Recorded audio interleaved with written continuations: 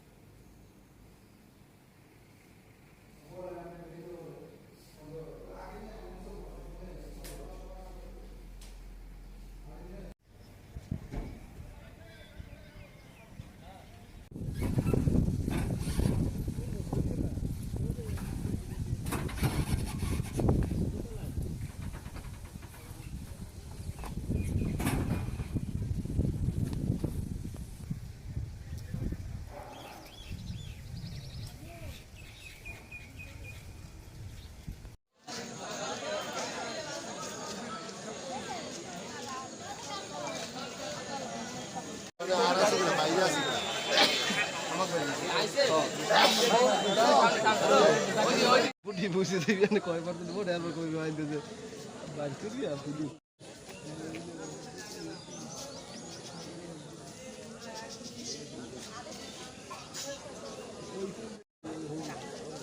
ওগুলা যাবো আর যা যাবো এই ওগুলা লোক নাই ঠিক আছে।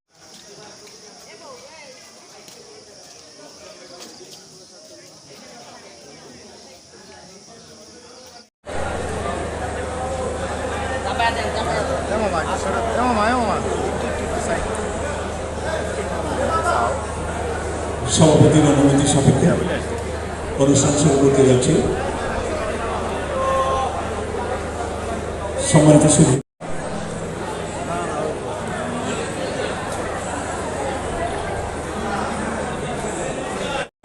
অনুগ্রহ করে জায়গাকে সাইজ ছেড়ে দিন, আপনারা ছবি বলে তুলতে পারেন। জগতের সার্থক কারিগর বিশ্বকবি রবীন্দ্রনাথ ঠাকুরের ১০০ ভূমি মন্ত্রণালয়ের দায়িত্বে নিয়োজিত মাননীয়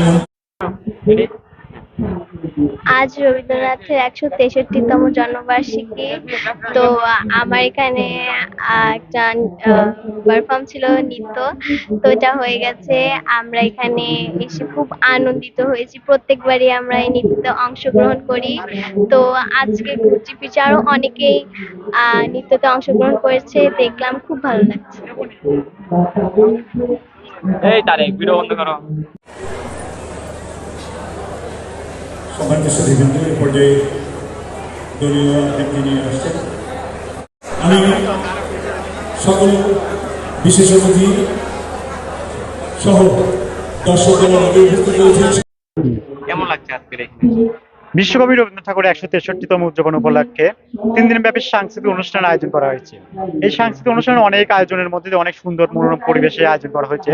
তো অনেক ভালো লাগলো এই কাছের বাড়িতে এসে। আজ প্রথম দিন, আরো ২ দিন আছে। প্রথম দিনে আমাদের এখানে অনেক সুন্দর মনোরম অনেক দর্শক দেখা যাচ্ছে, অনেক সাংবাদিক মিডিয়াও আছে এখানে, অনেক ভাই বোন সবাই দেখে যাচ্ছে। এই অনুষ্ঠানে সবাই আমন্ত্রিত, অনেক ভালো লাগলো। আরো ২ দিনে ভালো থাকবে ইনশাআল্লাহ। ধন্যবাদ। সম্মানিত সুধীবৃন্দ, আমাদের উদ্বোধনী জাতীয় সঙ্গীত শুরু হতে যাচ্ছে। পরিবেশনায় রয়েছে শিল্পকলা একাডেমি শাহজাদপুর সিরাজগঞ্জ। আবৃত্তি করছেন এই লেখনী সংগতম সুন্দরতম সুন্দর। এই কবিতা আবৃত্তির মধ্যে দিয়ে দলীয় সঙ্গীত শুরু হতে যাচ্ছে, দলীয় আবৃত্তি শুরু হতে যাচ্ছে। আমরা জানি শাহজাদপুরের দর্শক বরাবরই শুরু হতে যাচ্ছে। মাননীয় সংসদ সদস্য সিরাজগঞ্জ 1 জনাব জান্নাতারা হিন্দি, মাননীয় সংসদ সিরাজগঞ্জ 2 জনাব আব্দুল আজিজ। প্রত্যেকটা মানুষের একটি চাওয়া পাওয়া আছে। যারা আমাকে চেনেন, এই শরীরপুর এই নরসিংদীর মানুষ, আপনারা যারা আমাকে চেনেন, আমার জীবনে দুটো সততার কথা বলি।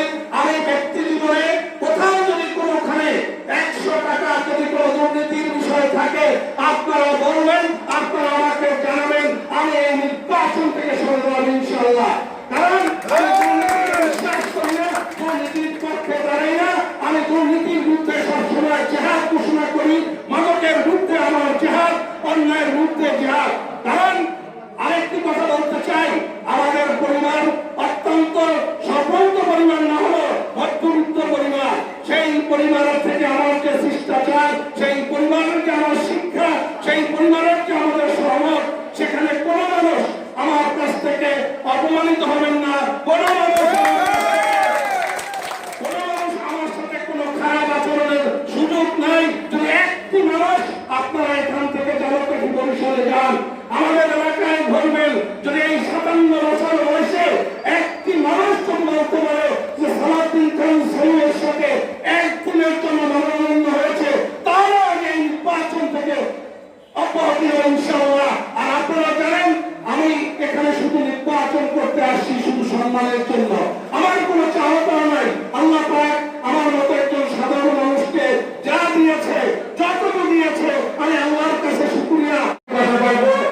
আমি পুরো গ্রাম মেম্বার, আমার ওয়ার্ড 1 নম্বর ইসাবাসা গ্রাম, বসপুর গ্রাম, ষোলো গ্রাম।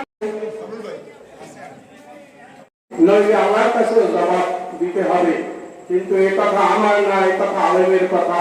আমাদের প্রার্থী যারা সারাদিন খান সাহেব এবং দলকে সুসংগঠিত করার জন্য দেশে সব কাজ করছে, তার